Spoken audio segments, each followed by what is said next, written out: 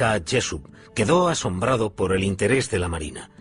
Se dice que empezó su propia investigación sobre el experimento Filadelfia. En 1959 presuntamente hizo un gran descubrimiento e iba a compartirlo con un colega llamado Dr. Manson Ballantine. En abril de 1959, Morris Jessup llamó a su amigo, el Dr. Ballantine, y le dijo: creo que he encontrado algo que tiene que ver con el experimento Filadelfia, que he estado investigando, y quiero mostrarte lo que he encontrado. Quedaron para cenar y hablar de su investigación al día siguiente. Sin embargo, al día siguiente, el 20 de abril de 1959, se descubrió el coche de Jessup en un parque de Coral Gables, Florida. El motor aún estaba en marcha. Había una manguera que iba desde el tubo de escape al interior del coche. Dentro estaba Morris K. Jessup, que todavía respiraba, aunque murió poco después envenenado por el monóxido de carbono. Aparentemente suicidio. ¿Lo era?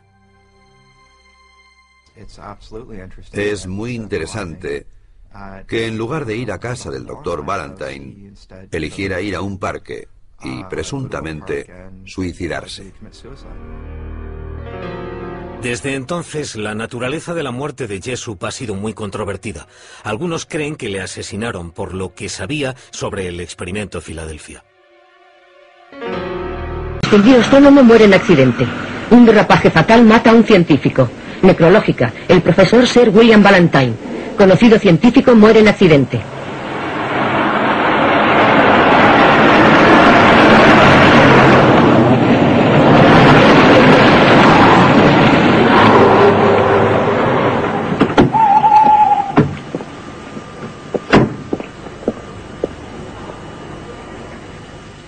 Algo serio preocupaba a Ballantine.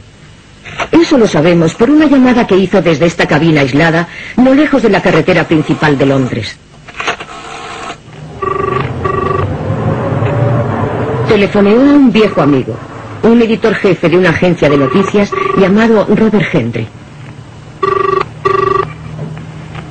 ¿Qué impresión le produjo a usted? Parecía agitado, cosa rara en él, porque normalmente solía ser un hombre bastante tranquilo. Me dijo que venía en coche a Londres y que si podíamos vernos. Le dije que sí. Me preguntó si había recibido un paquete que me había enviado la víspera. Le contesté que lo tenía. Contenía esta cinta de vídeo, que me pidió que guardase bajo llave hasta su llegada. Bueno, le esperé y naturalmente a la mañana siguiente me enteré del accidente. Estas fotos las tomó un fotógrafo de agencia. A pesar del considerable espacio que la prensa dedicó a la noticia, solo se proporcionó una misma fotografía a la prensa y la televisión nacionales. Nuestros propios expertos independientes examinaron estas fotografías y el lugar del accidente en que me encuentro ahora mismo. No sacaron ninguna conclusión en firme, pero dijeron que el accidente permanecía, al menos para ellos, en el más absoluto misterio. Pero ¿y la cinta de vídeo que Ballantine tenía tanto interés en que llegase a salvo a manos de su amigo el señor Henry?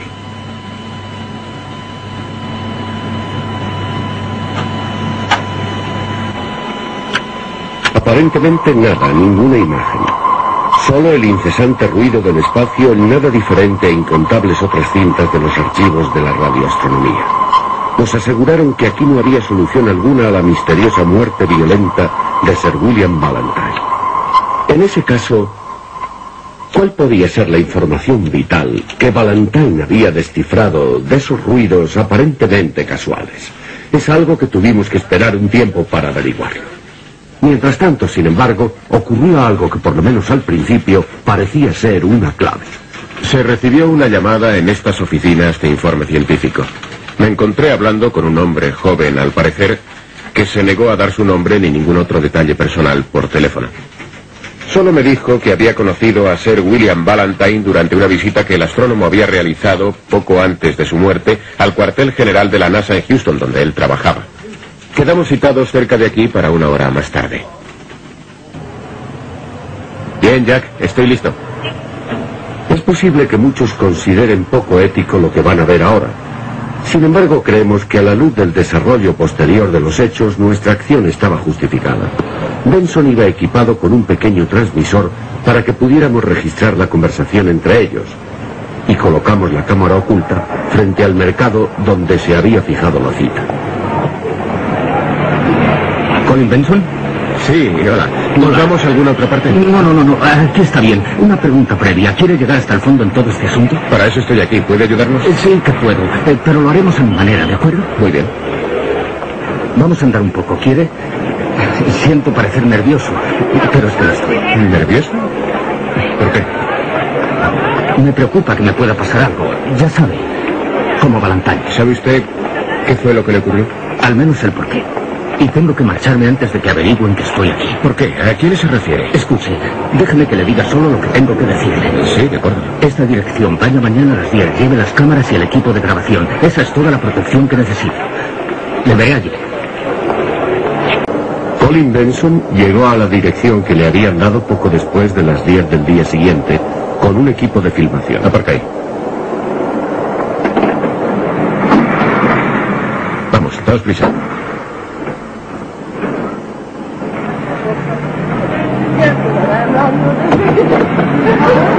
Al rato abrieron la puerta.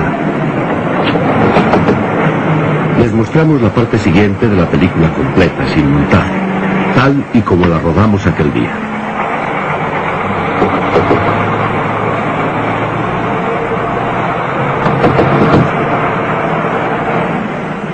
¿Quién es? Anglia Televisión, informe científico.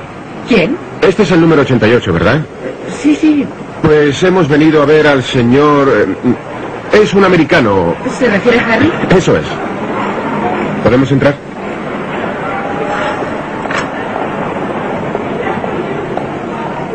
Está arriba. Gracias.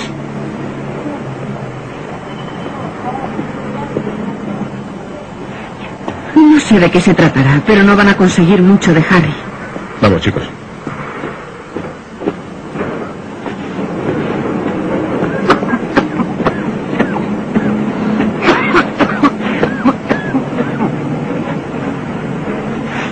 ¿Qué hay? ¿Quiénes son? Vienen a verte. Ayer. ¿Se acuerda? No. Déjame en paz. ¿Qué le ocurre? Llévatelos de aquí. Váyanse, por favor. Solo queremos hacerle una entrevista. Será mejor que se vayan. ¿Está drogado o algo así? ¿Qué drogado? ¿Qué dice? Contéstame una pregunta. ¡Harry! ¡Harry, por favor! No sé. ¡Harry! ¿Qué le pasa? ¡Harry! ¡Tranquilízate! Fue la última vez que vimos a Harry, el misterioso americano, a pesar de que volvimos con la policía una media hora más tarde. Estuvimos vigilando esta casa durante varios días sin obtener resultado alguno. En otros sitios, sin embargo, piezas y más piezas de este extraño asunto empezaron a encajar. La gran sequía mundial de aquel verano no había tenido igual en la historia conocida. Los pastizales europeos de ordinario tan verdes se vieron convertidos en áridos campos de tierra. El ganado, incapaz de extraer humedad de la hierba, hubo de ser provisto de agua y alimentado con el pienso guardado para el próximo invierno. En Inglaterra ocurrió otro tanto: campos secos y míseras cosechas. En Francia, los incendios forestales incontrolados devastaron enormes zonas de bosque. No se veía el fin de la sequía. Enormes reservas de agua se desecaron y se tuvieron que llevar suministros a las zonas secas, algunas de las cuales apenas tenían agua para 20 días. El río Támesis alcanzó el nivel más bajo jamás visto. No cundió el pánico, solo un creciente sentimiento de intranquilidad de que lo que estábamos viviendo no era natural y que el clima de la Tierra estaba derivando hacia un drástico cambio. Melbourne, Australia, donde el río Amarillo quedó reducido a un arroyo polucionado en el que los peces y la vida acuática desaparecieron casi por completo. Las restricciones de agua aumentaron y se hicieron esfuerzos desesperados para salvar los raros y valiosos árboles del famoso jardín botánico de Melbourne. El norte de la India se vio atenazado por la peor ola de calor registrada en 50 años. En Bihar, la temperatura alcanzó los 48 grados centígrados. Miles de personas murieron y los daños en las cosechas y el ganado fueron inimaginables. El desierto africano amplió su extensión a expensas de la tierra fértil, destruyéndolo todo en su avance.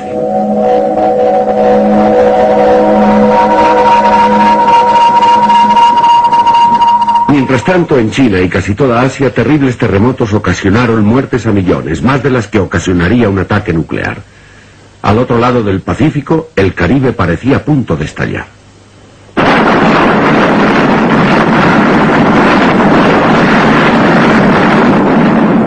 Algunos volcanes que se creían extinguidos desde hacía miles de años cobraban vida de repente de modo terrorífico.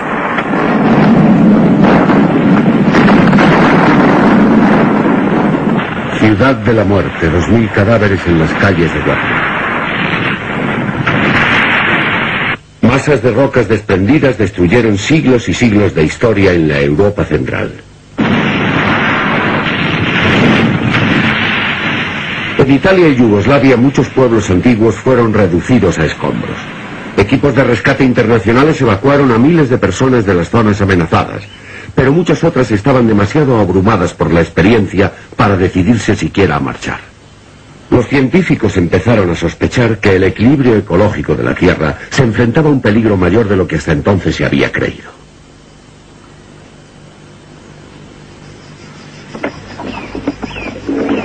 En la cumbre de la sequía entrevistamos en la Universidad de Cambridge a alguien preparado para ofrecernos el principio de una respuesta.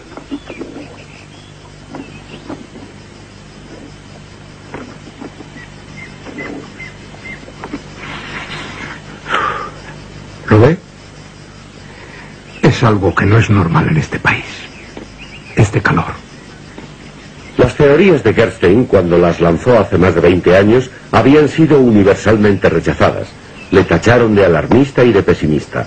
Por el contrario, los acontecimientos demostraron que calificarle de optimista hubiera sido lo indicado. A finales de los años 60, la Tierra estaba ya tan atrapada dentro de una propia polución que el calor del sol y el de los procesos industriales experimentaban crecientes dificultades para disiparse. 10 años antes de la predicción de Gerstein, el notable efecto de invernadero, un espesamiento de la atmósfera exterior debido al aumento de los niveles de dióxido de carbono, se había convertido en realidad. A medida que la atmósfera se hacía más densa, se experimentaban variaciones extremas de temperatura, desde calores tórridos hasta fríos sin precedentes. Norteamérica padeció el peor invierno de que se tenía noticia.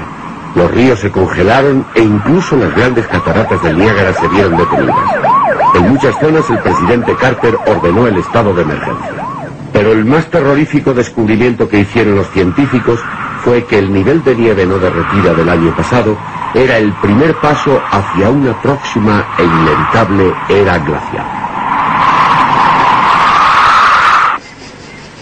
Desde la conferencia de Huntsville en Alabama en 1957, mis ideas fueron por fin tenidas en cuenta por un pequeño grupo de físicos y de consejeros gubernamentales. Pero entonces, claro, ya era demasiado tarde. Profesor Gerstein, ¿puede decirnos qué pasó después de Huntsville? Lo habitual. Los políticos vinieron corriendo a nosotros como si pudiéramos parar las fuerzas de la naturaleza. Pero no podemos, les dije yo. ¿Por qué no hicieron algo antes, cuando todavía era tiempo? Dicho así, parece que no hay solución. Condenado calor. ¿Consiguió algo la conferencia? Hubo algunas discusiones secretas. ¿Puede contarme algo de eso? No, nada en absoluto. Pero yo tenía entendido que... Mire, lo que estoy dispuesto a decir es que de las 3 alternativas que se discutieron, 2 son una locura y mejor es olvidarlas. En cuanto a la tercera, quizá no sea tan descabellada, pero no sé si alguna vez se hizo algo al respecto. ¿Puedo saber en qué consistía? En el momento en que se filmó esta entrevista, Carl Gerstein se negó a decir nada más acerca de la alternativa 3.